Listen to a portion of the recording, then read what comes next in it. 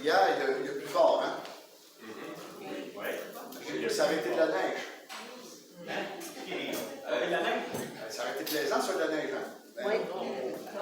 On a été chanceux parce que je crois que ça fait dur. oui, mais on a vu tout ça. Mais c'est juste pour taquiner un peu matin, mais on va juste prier encore. Seigneur, puis bénir le message de ce matin, Seigneur, ce conseil pastoral, qu'on puisse réaliser ta grandeur et ta bonté, ta générosité au travers des Écritures, que tu puisses garder mes paroles, parce que je suis qu'un homme qui pourrait décourager quelqu'un, mais que ce soit un encouragement en tout temps. Amen. Le verset de la semaine, frères et sœurs, c'est Psaume 4, verset 6. Plusieurs disent que qui nous fera voir le bonheur? Fais lever sur nous la lumière de ta face, ô Éternel. Quelle réponse? Parce que nous, Nord-Américains, occidentaux, ben, le bonheur, c'est pas comme un Africain. Nous, là, on n'a pas de bonheur dans les choses simples en général. Et la preuve, c'est que les magasins vendent un paquet de gadgets. Puis on finit par en trouver, il n'est pas assez gadgeté, c'est qu'on va en acheter un autre gadget. Hein? C'est assez rare qu'en Amérique du Nord, qu'on garde quelque chose 30-50 ans. Alors, moi, j'ai des outils qui ont 35 ans. Mais quand les gens voient ça, on dit, hein, ben, tu peux t'en acheter un nœud, pasteur. Mais il marche encore. C'est que notre rapport au bonheur est relatif à nos acquisitions en Occident. Devant Dieu, le rapport au bonheur, c'est de voir la face du Seigneur dans la prière. Cette lumière du Saint-Esprit qui emmène sur nous pour voir. Et quand on considère l'œuvre de Dieu, n'est-ce pas merveilleux? C'est extraordinaire. Voyez, la semaine passée, comme je le disais tantôt, nous avons, Francine et moi, marié notre fille. Nos deux garçons plus vieux ne sont pas rendus là encore. Mais le sourire qu'il y avait sur le visage de Claudia et de François, Claudia et Philippe, c'est-à-dire, François c'est frère, mais François aussi, puis Nathan aussi, mais ce n'était pas le sourire qui démontrait la joie, sinon que ce sentiment de voir le Seigneur agir dans la vie de Philippe, qui, il y a 5 ans, a accepté le Seigneur. Puis de Claudia. Mais comment drôle est le Seigneur. Claudia, quand elle était jeune, parce que ma fille Claudia mesure 5 pieds 10. Elle est plus grande que moi de demi-pouce. Elle nous disait, moi je veux me marier, mais il faut que mon mari soit plus grand que moi. Philippe, il a quasiment une tête en dessous d'elle.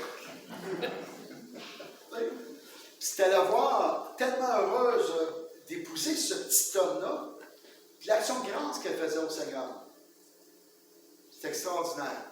Puis là, je voyais, mais c'est pas grand-chose le bonheur de Dieu. C'est simple. Nous, on complique ça. Paul va dire, je vais me réjouir de ce que j'ai dans le Seigneur, même si j'ai vécu des choses difficiles. Et pensons à où est notre bonheur cette semaine, au travers de ce verset-là. Et peut-être de rajouter notre ligne de mire par rapport au bonheur et de regarder ce que nous possédons déjà pour être dans le bonheur et non pas regarder ce qui nous manque. Parce que, vous savez, tous ceux qui travaillent dans la mécanique, il y a toujours des outils qui nous manquent à quelque part. Et pourtant, comme l'outil est grand de même, on prend à peu près 30% des outils pour réparer tout pareil. Alors, souvent, ce que nous avons permet de vraiment bien vivre et regardons cette lumière du Seigneur dans ce qu'il nous a offert. Amen? Gloire à Dieu. Ce que les gens devraient voir en nous, le deuxième message, le premier message, ça concernait de voir des gens qui célèbrent le Seigneur et qui célèbrent la vie. Pas juste à l'Église, mais que ce soit des célébrants de Dieu dans l'action de grâce, dans la louange, en toutes circonstances, dans ce monde, devant les voisins, devant la famille. Je ne parle pas d'être fauné, de dire, tu sais, la maison te tombe sur la tête, le feu a pogné, puis là, tu dis, je suis heureux car Jésus m'a sauvé. Moi, comme pasteur, je vois juste quelqu'un qui fait quoi?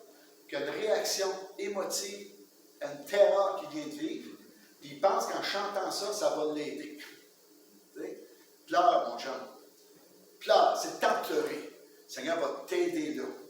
Au lieu de faire des déclarations à l'emporte-pièce pour que les voisins voient que tu as de la foi, quand les gens voient qu'on réagit mal comme chrétiens, la première affaire qu'ils disent, mais ils sont imbéciles. Ils ne comprennent pas. Ils voient plus que c'est fondé. Je ne dis pas que quelqu'un ne peut pas se réjouir, mais ils ne voient pas. Donc, soyons attachés aux émotions que Dieu nous a créées, puis célébrons avec ça. À partir de là, tu peux dire, le voisin dit, comment tu fais ça? Je vis ça mal, j'ai tout perdu, mais il y a quelque chose, par exemple, je peux te dire. Dieu a gardé ma vie et celle de mon épouse. Et je vais le célébrer pour ça. Ça touche le cœur. Tu vas dire, hey, je suis heureux, Seigneur, de trouver ma maison. Job, là, il y avait quelque chose de Dieu, puis il a dit, Job a dit à Dieu, il y a quelque chose qui ne va pas quelque part. Il a dit à Dieu qu'il n'était pas content de ce qui est arrivé, mais il n'a pas péché contre Dieu en faisant ça. Et pourtant, Job a été récompensé. Il a été dit que son discours était faux aussi. Là. La théologie de la rétribution, ce que je crains, ce qui m'arrive, c'est la théologie de la rétribution. Et ça ne marche pas toujours de même. Alors, ce matin, c'est manifester de la compassion en action. Vous savez, avoir de la compassion sans action, ce n'est pas de la compassion. Vous avez vu ça? Hein? C'est de la pitié. Oh, j'ai regardé la personne qui passait devant chez nous, tu sais, elle passait avec sa barouette, puis elle fouette des poubelles, puis j'ai pitié d'elle. As-tu sorti dehors et donné une canne à manger? As-tu invité à manger? As-tu fait quelque chose? Ben non, j'ai pas. Tu sais, écoute, peut-être rendue là parce qu'elle a fait quelque chose. Ben ça, c'est ça la pitié. La pitié, c'est regarder les choses, puis ça battait un peu, mais on fait rien d'autre. La compassion entraîne et devrait entraîner une action. Et là, on est dans la compassion. La compassion de Dieu fait que nous avons été sauvés. Il est mort à la croix du calvaire. Sa compassion était tellement forte. Et sa compassion était tellement forte qu'elle lui renversait les tripes à l'intérieur de lui-même. Puis, il faisait quoi? Il allait vers les gens quand même. Il a donné à manger à des foules parce qu'il avait compassion. Ils sont sans brebis. Ils n'ont personne à les diriger. Il va vers eux autres. Jésus, sa compassion est une action. Et non pas un mot. La seule chose qui nous diffère des non-croyants qui manifestent eux aussi des valeurs est notre compassion pour tous. Non pas qu'ils n'en ont pas, mais la compassion du Seigneur n'est pas de la pitié. Elle est une prise en charge à répondre aux besoins. Ah, mais je n'ai pas de moyens. Savez-vous combien de personnes, en tant que pasteur, que j'ai aidé et que je n'avais aucun moyen? Parce qu'il y en a des moyens. Il y a plein d'organismes ici, là. Il y a des gens qui vont frapper à la porte et dire, pouvez-vous me donner un frigère? Je dis, non, je ne peux pas donner un frigère. Mais je connais une place que tu peux en avoir, par exemple. Ça fait ça dans le bureau, je prends le bottin téléphonique, j'appelle, meubles usagers, puis je fais des coups pour découvrir des organismes qui en ont. Je les dirige là, puis devant eux, j'appelle l'organisme pour dire, je vous envoie quelqu'un de tel nom, qui a tel besoin, il s'en va directement chez vous. Donc, je n'ai pas le moyen, mais j'ai l'action. C'est qu'il faut cesser de dire, on n'a pas le moyen, donc on ne peut pas avoir une action. Non, il y a des actions qui peuvent être faites que les gens vont reconnaître et vont aimer de notre part parce que nous sommes appelés à vivre comme Jésus. Dans le texte que nous avons pour le conseil pastoral, ce mois-ci, c'est Hébreux chapitre 13, verset 15 à 21. Par lui, offrons sans cesse à Dieu un sacrifice de louange, c'est-à-dire le fruit des lèvres qui confesse son nom. Et n'oubliez pas la bienfaisance et la libéralité, car c'est de tels sacrifices que Dieu prend plaisir. C'est là-dessus on l'a lu complètement la dernière fois, je vais vous prendre de prendre en note si vous voulez lire au complet, parce qu'on va le voir au fur et à mesure, mais spécialement dans ce 16 ce matin. Et n'oubliez pas la bienfaisance et la libéralité, car c'est de tels sacrifices que Dieu prend plaisir. Tel sacrifice. Sacrifice. Sacrifice. On va dire tant que quelqu'un ne réagira pas. Okay? Sacrifice, ça implique que ça nous coûte quelque chose à quelque part. Du temps, de l'argent, du déplacement, mais on bouge. Il y a quelque chose que ça nous amène. Il nous parle de bienveillance et de la libéralité. La bienveillance est de faire des bonnes œuvres, non pas pour être sauvé, mais pour démontrer notre relation d'amour avec le Seigneur et l'offrir aux autres. Donc, dans notre relation d'amour avec le Seigneur, ça devrait découler dans notre action d'amour envers les uns et les autres. Pourquoi? Parce que je je reçois du Seigneur, nous recevons tous, Seigneur, des grandes faveurs, des aides incroyables. Dieu met des choses sur notre chemin. On est tellement habitués de voir Dieu agir dans notre vie qu'on ne le voit plus agir. J'en parle comme preuve. Quand mes garçons sont venus à la maison pour le mariage, par tête Chicoutimi, ils ne sont pas posé la question si on allait les recevoir pour les coucher dans le sous-sol. Ils ne sont pas posé la question s'ils pouvaient prendre de douche. Ils ne sont pas posé de question s'il faut avoir de quoi pour se substanter, qu'elle allait pouvoir coucher, des couvertures propres. Ils sont arrivés. Pourquoi? Parce qu'ils savent que leur mère et leur père vont les accueillir dans n'importe quelle condition. Claudia a une amie qu'elle a connue à l'âge de 5 ans. Pas elle avait 10 ans, Claudia, ma fille, mais Amy était à l'église d'Allemand, avait 5 ans, puis c'est devenu la petite sœur que Claudia n'a pas eue dans sa vie. Puis qu'elle, c'était sa grande sœur.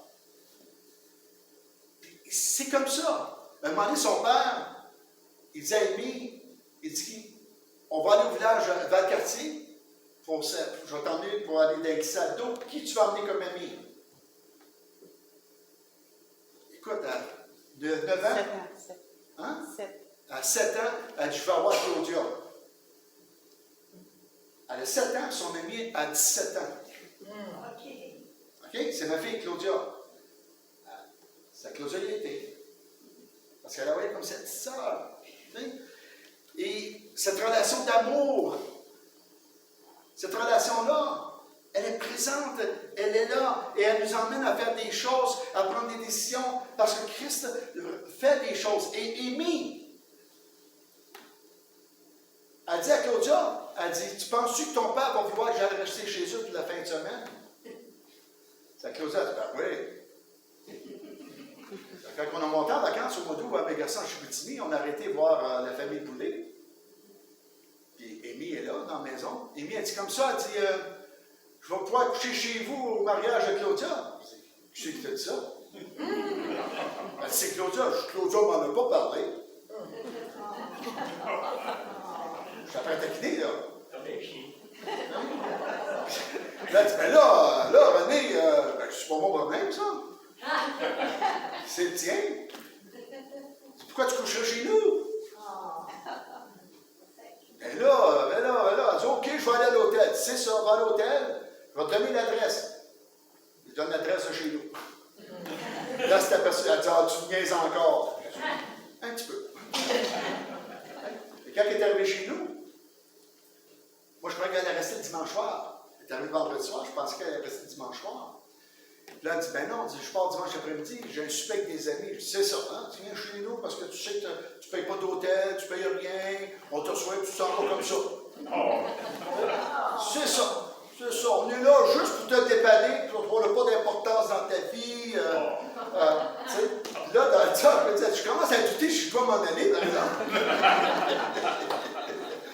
J'ai dit, non, lui, vas-y, mais je dis, sache une chose. Quand tu vas passer sur la 20, Victoriaville, ce n'est pas sur la 20. On n'est pas à Drummondville. Appelle, on va prendre un lunch avec toi. Le restaurant, c'est sur la 20 parce que tu n'as pas le temps d'arrêter. Parce que tu es important pour nous. Seigneur, il fait ça avec nous autres. Hein? Alors, et c'est ça la bienfaisance. C'est de rendre en action cette grâce, cet amour avec ce que nous possédons et l'offrir aux gens qui nous entourent, qu'ils soient chrétiens ou pas, autant que possible. Romains 15, versets 25 à 29. Présentement, je vais à Jérusalem pour le service des saints, car la Macédoine et l'Achaïe ont bien voulu s'imposer une contribution en faveur des pauvres parmi les saints de Jérusalem.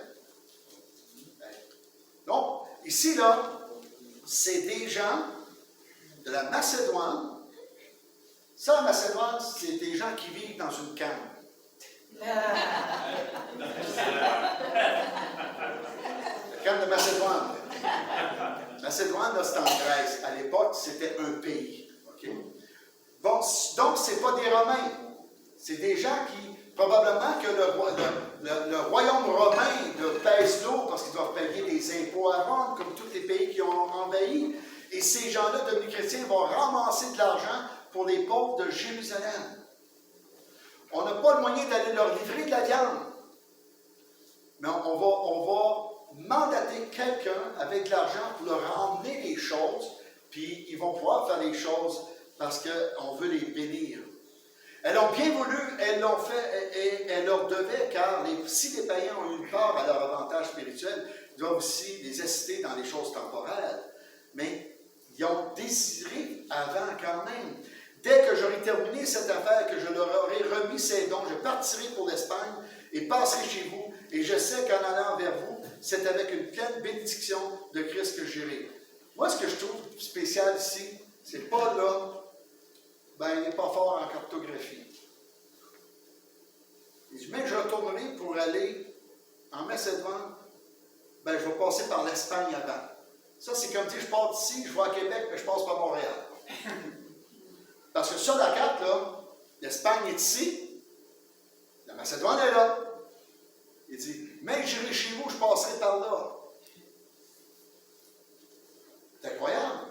Mais imaginez-vous, le voyage qu'il fait, qu'il a dit qu'il va faire, la confiance qu'en eux autres, il dit, je vais m'en aller, je vais passer par là, je vais venir vous voir, ils vont l'attendre. Mais c'est exceptionnel. C'est exceptionnel ici. Puis il parle aux Romains. Même si ce n'est pas les gens, quelqu'un dit, moi, mais là, c'était aux Romains qui dit qu'il va aller les voir. Oui, parce que c'est là aussi. Mais l'Espagne et Rome, ce n'est pas la même place. Si vous voulez voir sur la carte, c'est que, défiler rapidement, là, l'Italie, c'est une botte. C'est une botte. Ça a l'air d'une botte. Quand tu regardes en Méditerranée, tu regardes la botte, puis tu regardes l'Espagne qui est opposée à l'autre, sur l'Atlantique. Il y a une grande distance. Regardons le cœur ici, qu'il y a la distance qui se passe, puis le désir. Donc, quand il dit de faire le sacrifice, ben la bonne œuvre, ça implique un certain sacrifice, frères et sœurs. Sinon, il y a quelque chose qui ne va pas. Ça peut être un sacrifice de temps, d'argent, de déplacement, mais quelque chose qui se passe. Ça demande une action. Je ne suis pas contre qu'on donne, vous savez, quand moi j'enseigne mes enfants et souvent, lorsque tu vas chez Walmart, tu es tellement un petit 1 piastre, 2 piastres ou 5 piastres en donner en don pour un organisme d'enfance, ces affaires-là, là, quand tu payes aux caisses. Puis moi, j'ai éduqué mes enfants, ben écoute, donne. Que ta main droite, ce qu'elle donne, ne sert pas la main gauche. Ici, il n'y a personne qui va le savoir, là, mais ça va aider quand même. Mais il y a des fois, tu n'auras pas le choix de donner que les gens vont voir. Des fois, on veut tellement être anonyme.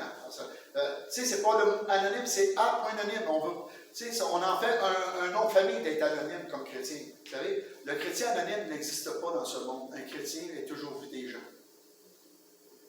Le diable veut que nous soyons anonymes. À la maison, personne ne sait que tu es chrétien. Mais c'est pas ça que le Seigneur a fait. Il a placé l'Église au milieu de ce monde, comme il a placé les Juifs au milieu du monde de l'époque, au milieu des nations. Donc, on ne peut pas porter le nom de chrétien anonyme. On ne peut pas être anonyme. Mais ce que j'aime ici, c'est que ce don-là qui est offert va servir, et Paul est capable de dire de qui ça vient, pour le dire à ceux qui le reçoivent. Ça vient des gens qui ne sont pas des Romains. Ce sont vos frères dans la foi, qui prennent part à la même vie que vous, et vous souffrez et ils vous aident. 2 Corinthiens, chapitre 8, versets 1, 7 et 14. Nous vous faisons connaître, frères, la grâce de Dieu qui s'est manifestée dans l'Église de la Macédoine au milieu de beaucoup de tribulations qu'ils ont éprouvées, leur joie débordante et leur pauvreté profonde. Oh! Tribulation, éprouvée, joie débordante, pauvreté profonde, ont produit avec abondance de riche libéralité de leur part. Pourquoi pensez-vous qu'il dit ça? Ça ne nous rappelle pas un texte où Jésus était assis dans le temple, puis voyait des riches donner, puis faisait teinter l'argent qu'il mettait dans le coffre d'offrande. Pourquoi? Parce que c'était fait comme un bec de trompette, puis c'était en métal, ça paraissait bien quelqu'un qui faisait teinter, puis là, ça fait. Tu sais, le riche, là, c'est comme s'il y avait. Mon père, il se promenait, puis il aimait du change, puis il y avait une poignée de change dans ses poches, puis il faisait ça. Il savait qu'il y avait du change. Puis eux autres, là, ce qu'ils faisaient, c'est qu'ils prenaient ça, puis ils faisaient teinter. C'est que là, tu veux faire remarquer à tout le monde, tu as une poignée de 30 sous là, pour à peu près 100 piastres, là. Puis là, tu laisses tomber tranquillement. Tout le monde le voit. Il faisait ça, eux autres. Il y a une femme qui donne l'argent qui est là, ça atteint une seule fois. Jésus a dit, elle a donné plus que tout le monde. Elle a donné ce qui était nécessaire à sa vie parce qu'elle fait confiance à Dieu. Il faut faire confiance à Dieu. Parfois, on est là, pour mentalement, on nous dit, ah, ben le 10 piastres, je ne peux pas te donner parce qu'il manque telle chose. Ben moi, ce que je vous encourage, c'est donnons-le 10 piastres, laissons Dieu s'occuper du 10 piastres que l'on donne. J'ai découvert de l'argent, moi, dans nos poches de manteaux d'hiver. Puis Seigneur, on priait, là, on priait. Il n'y avait rien, là. On n'avait plus de nourriture, plus rien. Nathan demandait, qu'est-ce qu'on va manger? Il disait, fais confiance au Seigneur. Et Seigneur, on priait, le Seigneur rappelait à la Francine. Puis Francine me disait, bien, va voir, le Seigneur vient de me dire que dans ma poche de mon manteau d'hiver, il y a de l'argent là pour sortir 20 piastres de là. Et là, tu vois, c'est Francine qui l'a oublié. Puis, on ne s'en rappelait pas. Dieu s'en rappelait. Donc, c'est vraiment de voir ces bonnes œuvres-là comme étant une occasion, la main de Dieu, que nous sommes la main de Dieu pour agir et aider les gens qui nous entourent. Autant pour les besoins d'église que les gens qui nous entourent en passant. Ce n'est pas une question d'église ici, mais connaîtront que vous êtes mes disciples à l'amour que vous avez les uns pour les autres. Les uns l'église, les autres les inconvertis. Ceux qui ne connaissent pas le Seigneur. Et non seulement ils ont contribué que nous l'espérons, mais ils se sont d'abord donnés eux-mêmes au Seigneur, puis à nous par la volonté de Dieu. Nous avons donc engagé Tite à achever chez vous cette œuvre de bienfaisance, comme il avait commencé. De même que vous excellez dans toutes choses, en foi, en parole, en connaissance, en zèle à tous égards, et dans votre amour pour nous, faites en sorte d'exceller aussi dans cette œuvre de bienfaisance-là. Il parle aux Romains. Il dit, les gens pauvres de la Macédoine l'ont fait, mais vous êtes capables de faire, frères romains. Mais de suivre une règle d'égalité dans les circonstances présentes, votre superflu pourvoira à leurs besoins, afin que leur superflu pourvoie pareillement au vôtre, en sorte qu'il y ait une égalité. Et souvent, nous autres, le superflu, là, comment on regarde le superflu, nous autres, c'est aucun rapport avec comme l'Afrique ou l'Asie. Hein? Et vous savez, en Afrique, Allemand, on avait une famille africaine. Une journée, Francine et moi, on a à cœur, on va acheter une épicerie. Comment? Edmondson, c'est ça que j'ai dit? T'as dit allemand. Allemand, Edmondson, pardon. Et là, on va leur livrer ça. Puis tout d'un coup, 3 jours après, ils n'ont plus rien mangé. Puis le dimanche, un des enfants dit, tu sais, puis, tu viens manger? Il dit, non, la moitié de la semaine, on n'avait pas grand-chose à manger. Les parents ne m'auraient jamais dit ça. Mais les enfants, ils ne mentent pas, hein, ils posent la question. Puis c'était pas pour voir, moi j'étais content de les avoir bénis. Fait que là, ce que j'ai fait, j'ai eu une bonne discussion avec le père. Il dit, qu'est-ce que tu as fait? Ben, il dit, nous en Afrique, il dit, quand on est bénis comme ça, il dit, on appelle toute la famille africaine qui est dans la région, puis on mange pendant 3 jours, puis après ça, on voit comment le Seigneur va agir. Mais on va en livrer un autre après ça. Là, je me suis dit, là, tu fais pas un agora avec ta gang, là. Il dit, pourquoi tu dis ça? Il dit, c'est quoi l'agora? Ben, il dit, oui. C'est le lieu dans le centre du village africain où on vient discuter des grandes choses ensemble. C'est ça. Je dis, moi, je te donne la nourriture, là. Tu es étudiant à l'université, ton épouse. Tu n'as pas de famille par ici, tu pars de Montréal, c'est que je te demande, s'il vous plaît, la nourriture que je t'emmène. Garde-la pour ta famille autant que possible. Invite peut-être un de tes amis, mais fais pas un agora 3 jours. Il me dit, écoute, pasteur, moi je fais confiance au Seigneur. Je dis, oui, je sais que tu fais confiance au Seigneur. Là, il est en train de dire, toi qui es un blanc, apprends à faire confiance au Seigneur. C'est ça qu'il est en train de dire gentiment. Mais on a vécu de telles circonstances. Puis à un moment donné, j'ai tellement donné quand on n'avait pas pantoute que ma famille a souffert. Et là, sa famille souffrait, c'est là que j'ai expliqué. J'ai dit, le Seigneur nous demande de donner qu'est-ce qu'on est capable. Tu sais, tu as 10 piastres, puis tu as 10 piastres, tu as quoi? Tu as le frigidaire qui est quand même à moitié plein, tu as les 10 piastres pas pire. Mais si le frigidaire est vide, puis tu donnes les 10 piastres, tu as une famille, tu es responsable comme chef de famille. Tu Tu sais, le Seigneur ne te demande pas de te saigner les veines pour montrer que tu l'aimes non plus. Okay? Puis il a fini par comprendre, puis il a cherché à avoir un équilibre qui fait que les gens, ils faisaient l'agora souvent avec les Africains d'université, mais les enfants ne nous ont jamais dit qu'il manquait de quoi après ça.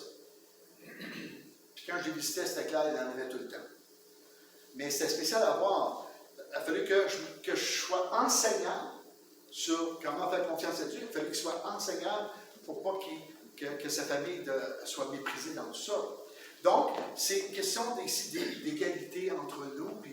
Mais c'est pour ça que je ne donne plus mon frigidaire. Tu as vu un frigidaire? Il y a des places qui donnent la nourriture. Je les connais. Si j'avais 2 frigidaires, je t'en donnerais. Mais là, j'ai rien dans mon frigidaire. Je ne te donnerai pas ce que je n'ai plus non plus. Parce que le Seigneur ne veut pas que j'habille Paul et déshabille Jean-Paul. Il ne veut pas que je fasse ça. Fait que c'est une question. C'est pas simple que je parle ce matin. Pourquoi? Parce qu'ils vont dire, c'est pas grave que le frigidaire va être vide, le Seigneur va te donner. Oui, j'ai vu ça. Mais c'est pas tout le temps que ça marche. On parle d'une question d'être ici, d'être en équilibre dans notre foi et de partager. Jacques chapitre 5, verset 11. Voici, nous disons, bienheureux ceux qui ont souffert patiemment. Vous avez entendu parler de la patience de Job et vous avez vu la fin que le Seigneur lui accorda, car le Seigneur est plein de miséricorde et de compassion. Miséricorde et compassion. Miséricorde, ça veut dire corde à la misère.